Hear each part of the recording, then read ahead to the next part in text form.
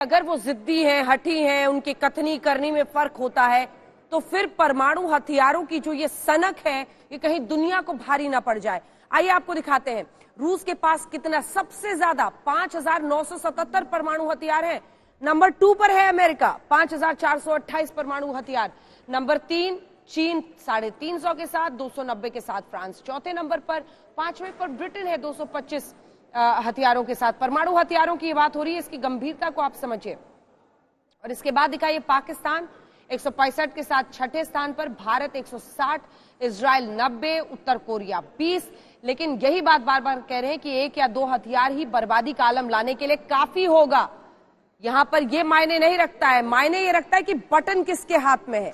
जिसके हाथ में बटन है उसकी क्या शख्सियत है, उसकी क्या भूमिका हो सकती है, वो किस तरह की परेशानी कर सकता है। हम आपको बता रहे हैं एक के बाद एक जो परमाणु शक्ति इन देशों के पास है वो कितनी बड़ी गंभीरता, खास तौर पर पुतिन की बात इस वक्त हो रही है।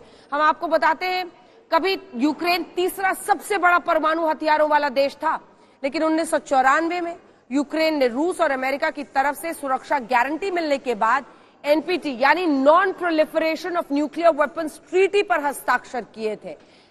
और ये महत्वपूर्ण है। उस वक्त यूक्रेन के पास 1900 परमाणु हथियारों को ले जाने वाले हथियार थे, 176 अंतर महाद्वीपीय बैलिस्टिक मिसाइल और 44 परमाणु बम थे नॉन प्रोलिफरेशन ट्रीटी पे, लेकिन उसने बाद में साइन किया।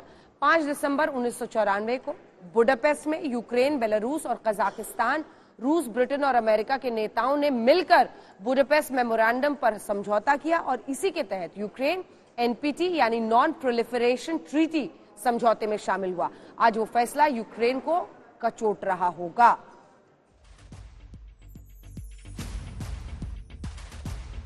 एक के बाद एक गोलीबारी की तस्वीरें और धमाके आते हुए खार्किव, कीव दोनों ही शहरों में जबरदस्त कब्जे की जंग इस वक्त भी चल रही है। हमारे तमाम सहयोगी बता रहे हैं कैसे खाने पीने की चीजों की किल्लत इस वक्त वहां पर हो रही है और हर पल जंग के मैदान में, हर नए पल जानलेवा जोखिम से भरा हुआ है, क्योंकि लगातार मुश्किलों का सामना लोगों को करना पड़ रहा है। हम आपको दिखा रहे हैं किस तरह से शरणार्थी वहां से निकल रहे हैं। कीव, खार्किव के कब्जे की जंग इस वक्त भी चल रही है और इसी के साथ परमाणु थ्रेट जो बार बार पुतिन सामने कर रहे हैं, अपने रक्षा मंत्री के जरिए खुद बोल रहे हैं कि हमने उसको अलर्ट पे कर दिया है, ये संकेत दे रहा है बहुत ही खतरनाक। जंग के मैदान में हर नए पल जानलेवा जोखिमों से भरा होता है। एक बार युद्ध शुरू होने के बाद युद्ध का अंत कैसे होगा, ये भविष्यवाणी करना बहुत मुश्किल है। आज रूस पीछे हटने को तैयार नहीं, यूक्रेन हथियार डालने को तैयार नहीं। ऐसी स्थिति में हर नया दिन दुनिया के लिए एक बुरी खबर लेकर आएगा। तो क्या 2022 में यूक्रेन संकट आने वाले दिनों में इतना विकराल रूप ले सकता है कि दुनिया एक बार फिर विश्व युद्ध की तरफ पहुंच जाए? अगर ऐसा हुआ तो दुनिया में कौन किसके साथ होगा, आपको इस रिपोर्ट के जरिए समझाते हैं।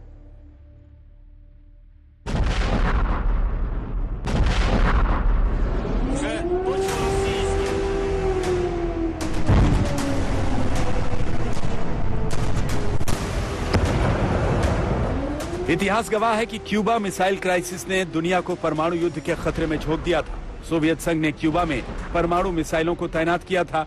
अमेरिका ने मिसाइलों को हटाने के लिए कहा। यूएसएसआर मिसाइलें हटाने के बजाय और ज्यादा हथियार क्यूबा भेज रहा था। उस वक्त सोवियत संघ और अमेरिका आमने सामने आ गए थे।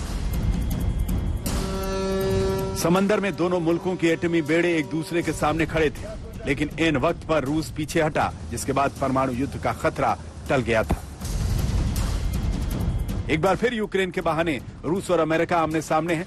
भले ही अभी जंग के मैदान में अमेरिका या नाटो की सेना उतरी नहीं है, लेकिन तमाम मुल्कों से रसद और हथियार भेजने शुरू कर दिए हैं। यानी अब युद्ध थमने वाला नहीं। यूक्रेन की सेना पूरी ताकत से अपने मुल्क से रूसी सेना को खदेड़ने में लगी है। अब सवाल है कि अगर बात आगे बढ़ी तो क्या होगा? कौन सा मुल्क किसके पीछे होगा? किसका पलड़ा भारी होगा?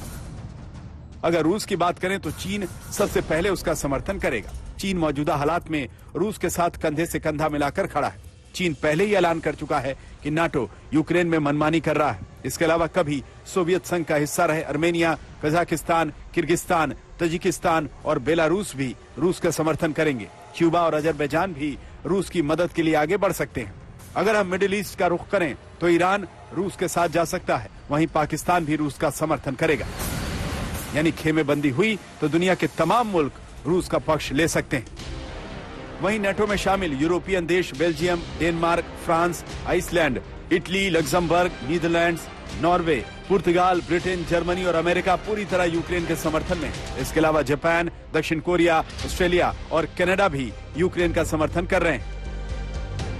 दुनिया के नक्शे पर अभी एक बड़ा मुल्क है जो इस गुट में नहीं है। भारत का रुख तटस्थ है। भारत ना तो अमेरिका के साथ है, ना ही रूस के साथ। हाँ, भारत ने यूक्रेन की हाल पर दुख व्यक्त करते हुए बातचीत के जरिए शांति की अपील की है। वॉर जोन के हालात दुनिया के लिए खतरे का सायरन बजा रहे हैं। तो क्या रूस का यूक्रेन पर आक्रमण विश्व युद्ध का फ्लैश पॉइंट साबित होगा? आज तक ब्यूरो।